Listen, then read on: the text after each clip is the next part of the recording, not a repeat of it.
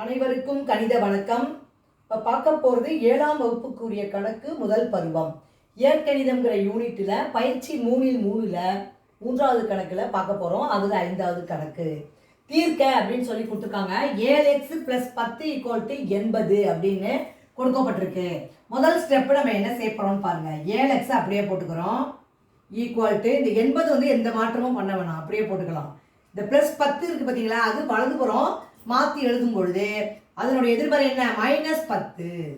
+10 என்பது -10ஆக எழுதணும். இப்போ பாருங்க, 7x = 80ல் 10 போனால் எவ்வளோ, 70.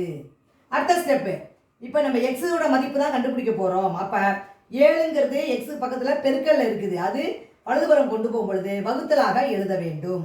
இப்போ பாருங்க, x = இந்த 70ங்கிறது மாறாது, அப்படியே தான் அந்த இடம் வலதுபுறத்தில் இருக்கிற நம்பரை அப்படியே தான் எழுதிக்கணும். 70 இந்த பெருக்கிட்டு இருக்க இந்த 7 இந்த பக்கம் வரும்பொழுது வகுத்தல் அடிப்படையில் வந்துடும் செயல்பாட்டில். இப்போ பாருங்க, 4 7 7 70. அப்போ ஆன்சர், இந்த கணக்குக்குரிய ஆன்சர் வந்து 10. எக்ஸின் மதிப்பு என்ன கிடைச்சிருக்கு, 10. இப்போ நம்ம கண்டுபிடிச்சது சரியா அப்படிங்கிறதுக்கு நம்ம டெஸ்ட் பண்ணுறதுக்கு என்ன பண்ணலாம்னு பாருங்க.